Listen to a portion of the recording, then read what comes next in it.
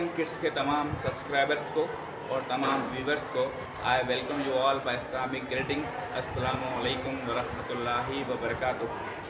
सबसे पहले मैं तमाम सब्सक्राइबर्स का शुक्रिया अदा करना चाहता हूं कि उन्होंने हमारे चैनल को सब्सक्राइब किया है, और जिन व्यूवर्स ने अभी तक सब्सक्राइब नहीं किया है उनसे रिक्वेस्ट है, I request please subscribe button को जो है क्लिक करें और बेल आइकन को दबाना ना भूलें, ताकि हमारे दक्कन तलबा के शानदार वीडियोस आपको जो है देखने को मिलेंगे। आज स्कूल हाजा में हमने 10वीं जमात की अलविदाई तकरीब का नज़्म किया है जो आपके पेश खिदमत है।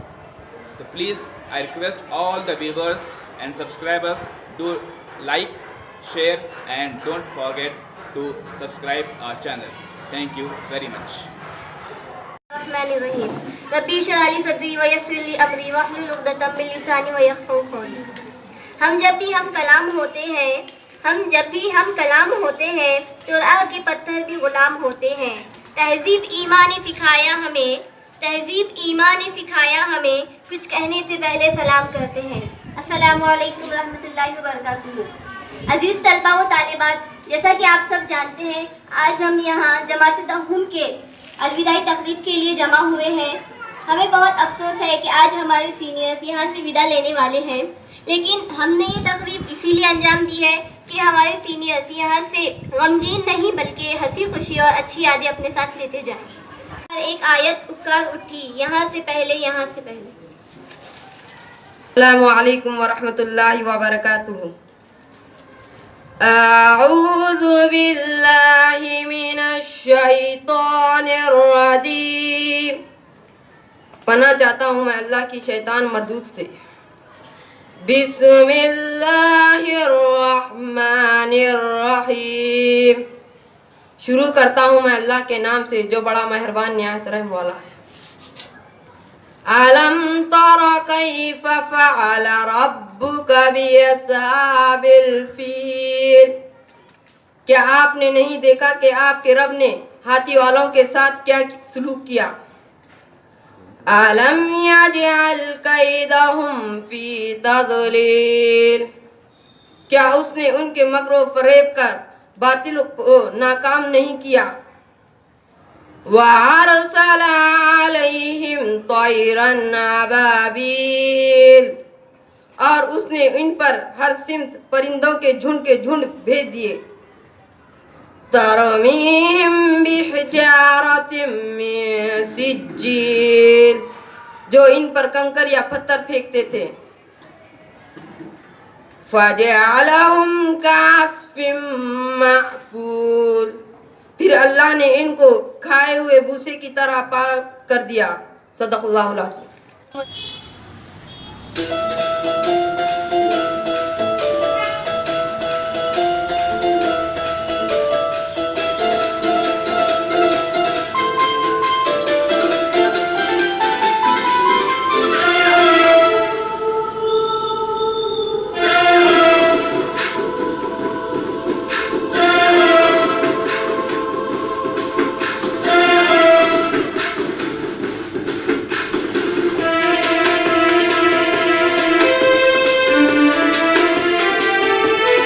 प्रिंसिपल साहब, मुशफ़िक़ असातिज़ा है साहिबीन व मुअल्लिमा साहिबा, और 10 बरसों से मेरे साथ इस मादरे इल्मी में ज़ेवर तालीम से आरास्ता होने वाले मेरे अजीज़ दोस्त, और हमें आज इस स्कूल से पुरखुलूस विदाई देने वाले 9वीं जमात के जूनियर्स। हर तालिबे इल्म की ज़िंदगी में आज का ये दिन लाजमी होता है कि वो अपने बचपन की यादगार अय्याम गुजारने वाले और अपनी बुनियाद को पुख्ता करने वाले इदारे से विदा हों और मुस्तक़बिल की नई मंजिलों के लिए सफ़र शुरू करें। रसूलिल करीम अम्मा बाद। मुअज़्ज़िज़ असातिज़ा इकराम और मेरे भाई और बहनों, अस्सलामु अलैकुम वरहमतुल्लाहि वबरकातुहू। आज की ये महफ़िल, जिसे हम अलविदाई महफ़िल से ताबीर कर सकते हैं, हमारे लिए स्कूल की आखिरी महफ़िल है। फिर हम इससे जुदा हो जाएंगे। जुदाई का एहसास गम के हिमालय से कम नहीं, मगर हकीकत बहरहाल हकीकत है, इसे कबूल करना होगा। अब करती हूँ अपना सर झुकाकर हाई स्कूल की बात। करते हैं अदब से उस सर की बात जो रूल्स निकालने में माहिर है ज़बीर तो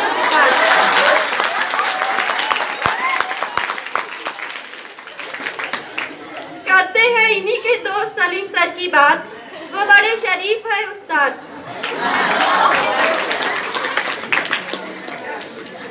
जो सिर्फ करते हैं मुद्दे की बात। चलो चलते हैं हमें दीन सिखाने वाले मौल्लिम के पास, जिन्हें हम सब कहते हैं बड़े फक्र से मौलाना आदाब आदाब। अब आते हैं हमारे टीचर्स हजरात के पास। सबसे पहले हमारे प्यारे से बाजी मिस सुरैया बाजी की करते हैं बात। वो कुछ भी कहती हैं तो बड़ी मीठी ज़बान में बात, ना हम कभी भूल पाएंगे तुमको ए उस्ताद। करते हैं इन्हीं से जूनियर मिस आफरीन बाजी की बात, जो है मेहंदी डालने में उस्तादों के साथ।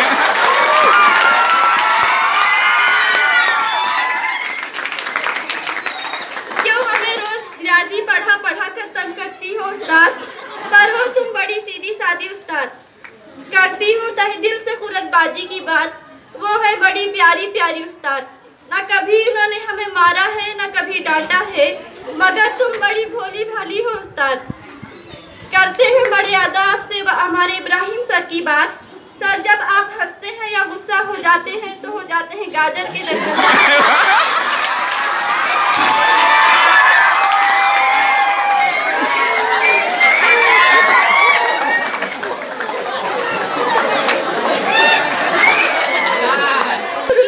आज बार बार आप सब उस्ताद हमेशा मुस्कुराते रहना, यही दुआ है मेरी। इस बात को कभी ना भूलना है उस्ताद। आखिरी में एक शेर कहना चाहूंगी, वो भी मैंने खुद बनाया है। कभी अपने से दूर ना होने देना है उस्ताद, अगर हम स्कूल से चले भी जाएं तो ना हमें भूल जाना है उस्ताद। हम इस चमन की खुशबू वापस लौटाने जरूर आएंगे, जिस वक्त होगा हमारे हाथ में कामयाबी का परचम और आपकी दुआएं होंगी साथ। इज्जत को और बढ़ाने का मौका दे और हमें अच्छा इंसान बनाए।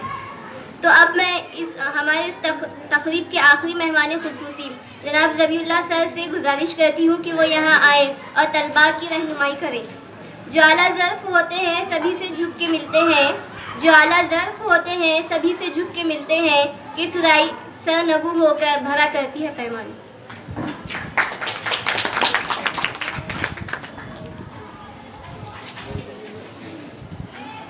बिस्मिल्लाहिर्रहमानिर्रहीम।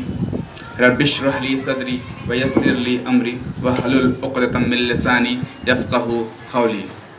आज के इस जलसे के सदर जनाब इब्राहिम सर और दक्कन स्कूल के असातिज़ा कराम, नौम जमात के तलबा और दहम जमात के तलबा, I welcome you all by Islamic greetings. अस्सलामु अलैकुम व रहमतुल्लाहि व बरकातुहू। आज का मौका मैं समझता हूँ कि कोई तकरीर का मौका नहीं है, बात करने का मौका है, क्योंकि ये स्कूल हज़ा का और इस साल का आपका आखिरी जो है लेक्चर होगा जहाँ पर आप हमारी बात सुनेंगे। तो मैं तकरीर ना देकर, तकरीर को पेश ना करके एक छोटी सी बात पेश करता हूँ आपके सामने। ज़रा गौर से सुन लें दहम जमात और नहम जमात के तलबा। और अपनी इस बात को मैं कहानी से शुरू करना चाहता हूँ। एक कहानी में भी हम आपको सबक मिलते हैं। छोटी सी कहानी ये है कि एक बादशाह के पास एक किसी शख्स की तरफ से 2 बाज आए, चील 2 बाज आए उसको तोहफे में।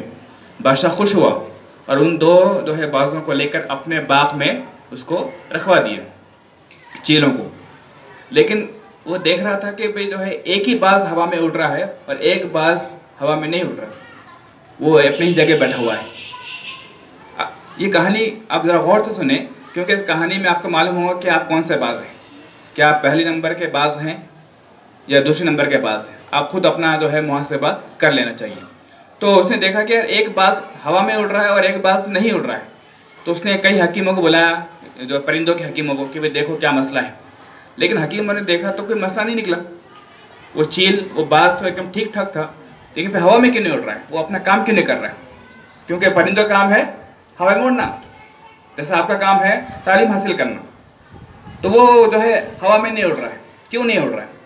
तो कई हकीम आकर जो है देखे, नहीं हो सका। तो बादशाह ने फिर पूरे शहर में ऐलान कर दिया कि जो कोई भी आकर इस बाज को उड़ाएगा, जो कोई भी आकर इस चील को उड़ाएगा, उसको मैं जो है अशरफियों से जो है अशरफियों खजाना दे दूँगा। तो एक शख्स आया, उसने कहा कि मैं उड़ाऊँगा उसको मैं उड़ाऊँगा। तो वो गया बाग में और एक ही मिनट के अंदर वो बाज उड़ गया।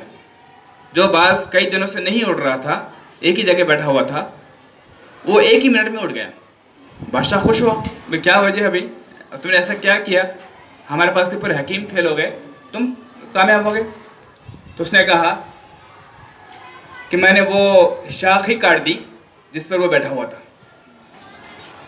जिस झाड़ की शाख पर वो बैठा हुआ था वो शाख ही मैंने काट दी।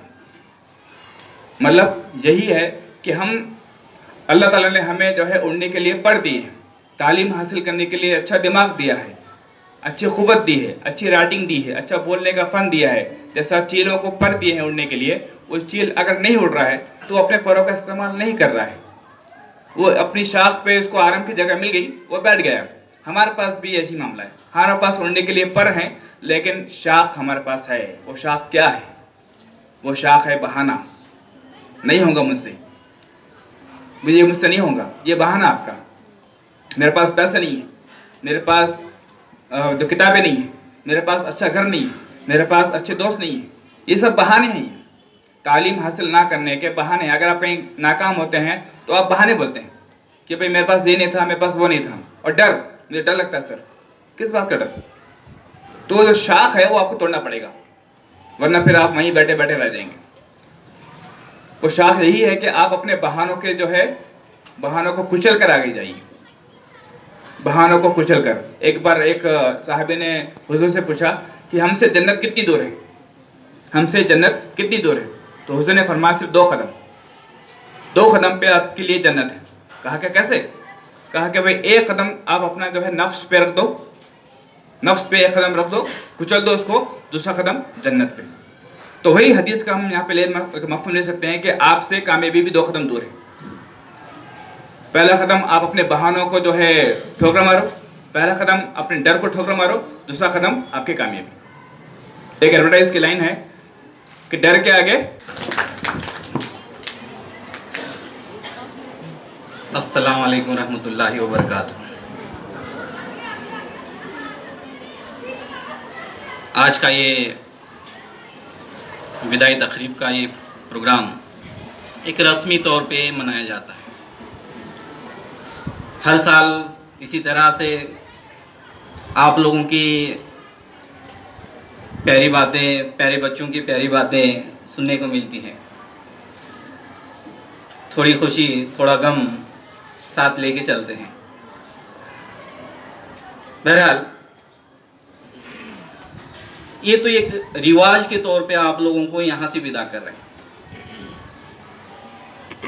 उस्ताद को, अपने शागिर्द को अपने दिल से विदा नहीं करते हैं, परमानेंट उनके दिल में रह जाते हैं। ये अलग शक्ल है कि उनके जो अपने अच्छे ख्यालात या दीगर उनके जो मामलात हैं वो भी बातें याद रह जाती हैं। अब आप लोगों को तय करना है कि हमें कैसे, किस तरह से, क्या बनना है, कैसे बनना है, तो आप लोगों को तय करना है। 10 साल 11 साल आप इस स्कूल में रहे, तालीम हासिल की। अब बहुत सारे बच्चों ने बहुत सी बातें सीख ली। अब बाज़ बच्चों ने, अल्लाह ताला ने जो 2 कान दिए हुए हैं उसका सही इस्तेमाल किया है ना। एक कान से सुन लिए, एक कान से छोड़ दिए। मौलाना तो 6 साल से करीब 7 साल से आप लोगों को पढ़ा रहे हैं। बहुत सी बातें आप लोगों को बताई हैं, है ना।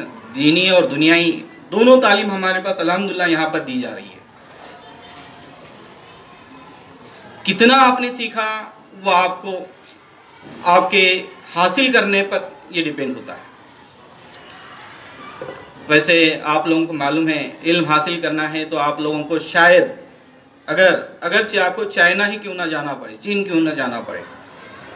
और वैसे भी आप लोगों ने सुना है, मालूम है आप लोगों को, दुनिया में सबसे ज़्यादा अगर बोली जाने वाली जो ज़ुबान है वो है चाइना की ज़ुबान है, चीनी ज़ुबान है।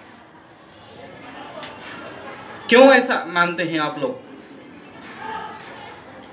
सबसे ज़्यादा मुश्किल ज़ुबान चाइना की है।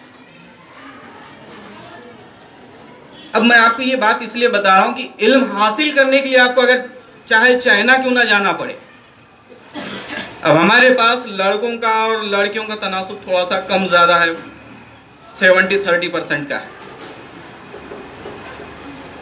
लड़कियां यहाँ पर पढ़ लेते हैं, थोड़ा सा अच्छे नंबरात आने के बावजूद भी हम बस यहीं पे उदगीर में सिमट कर रह जाते हैं।